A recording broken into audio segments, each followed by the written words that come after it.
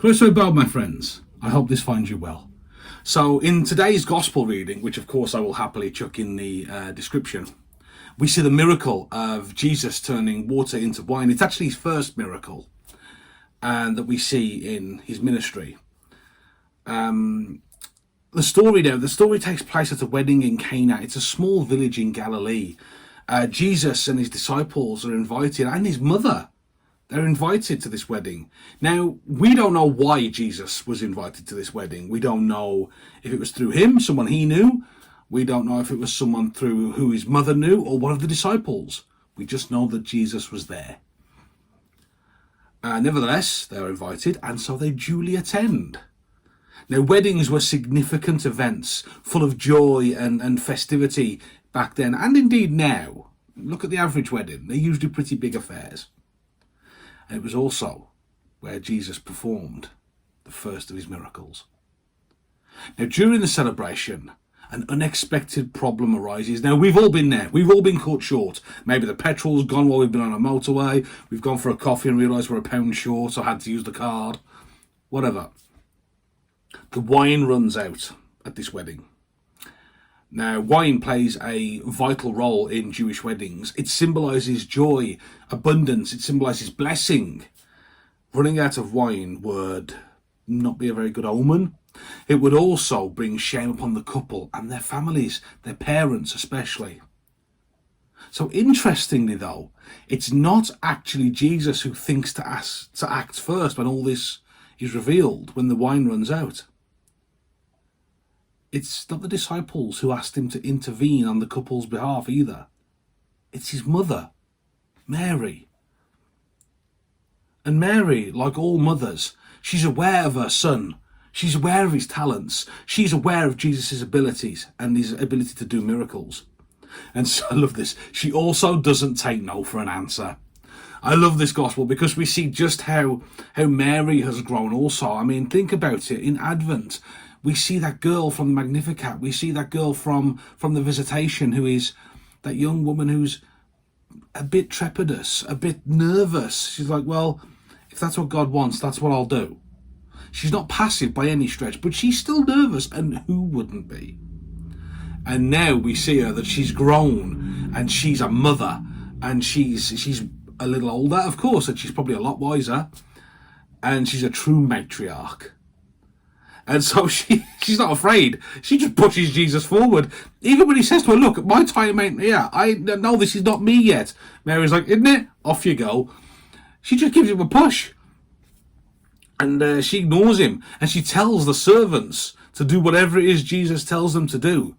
He, in turn, instructs them to fill 6 stone jars with water. And he transforms the water into the finest wine that the guests have ever tasted. And a small side note here, this is something that came to me when I was researching this. Mary, in pushing Jesus, I think represents God. Now, John's Gospels are full of a lot of poetry, a lot of imagery. And I think Mary represents God in our lives, because sometimes we are called repeatedly and we run. We hide. There's a very good friend of mine just gone through discernment, and he has resisted it for years.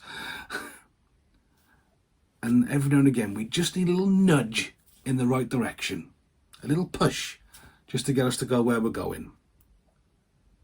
And just like Mary in this moment, God is aware of our talents. He is aware of our potential and what we're capable of.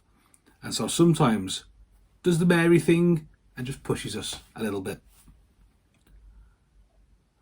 And of course, like most of John's Gospel, this particular story, it's full of symbolism, it's full of poetry. And we can see this by examining the wine itself at the wedding. See the overflowing abundance. These jars, they're not small jars, they're huge, they're the size of a wheelie bin. If you've got a green wheelie bin outside, go look at it. That's how big these jars were. If I can, I'll get a picture and splice it in. And so there's this fine wine, the finest wine. Wheelie bin size, and there's a lot of jars of it. We see that this overflowing abundance of good wine, it reveals God's heart for his people, his desire to help transform us with his overflowing blessings, his grace in our lives, Just as God transforms the water into wine, he will transform our lives, pouring out his blessing upon us abundantly. Jesus' miracle here reminds us that he can take the ordinary. God will take the ordinary and he will do the extraordinary with it. I say this a lot. This crops up a lot in my own ministry. Like water, it's an ordinary element, but God can turn it into something brilliant, the finest of wines. A simple act of obedience, a simple act of faith can lead to miraculous results. The servants, they bring the water in front of Jesus. That act of obedience, that act of faith. And there it is. The guests call this the finest wine they've ever tasted. And my friends, in acting like Jesus in this gospel and taking the first steps into a larger world, remember, it's his first miracle. If we lean on the gifts that the Lord has blessed us with, despite maybe needing a little nudge, just like Jesus did, we can see the elements of our lives will become enriched. They will become bigger and better, and they will become the finest of wines. And the provision of the finest wine is a demonstration of God's favour upon the wedding couple. And it serves as a reminder that God is interested in every detail of our lives. He desires to bless us beyond measure. Just as Jesus blessed the wedding with his abundant provision, he wants to bless our lives, to bless our relationships with his divine favour. Even the bits that are maybe a little bit plain, a little bit dull, a little bit unassuming, like plain water. The Lord can take these bits. He can transform them. He can pour out his abundant blessing using all the elements of our lives. Remember, nothing is wasted. Nothing is useless to God. And this miracle, it points towards the greater work that Jesus would eventually accomplish on the cross. It symbolizes the new covenant of grace and redemption. Jesus' miracle at the wedding in Cana foreshadows that ultimate transformation of water into wine on the spiritual level. It refers to the profound transformation that Jesus brings us through his sacrifice. To look at the gospel with John's poetic eyes, we could see that we are the water. Ordinary men and women who are watching this, who are in churches, who are doing what? We have these foibles, we have these flaws, we have the human condition. And yet Jesus, through his saving work, he can create in us something truly special. Something that's ageless, that is new, that is the finest of wines.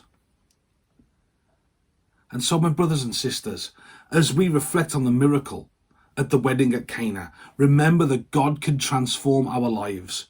He can take it from the barren and make it abundant.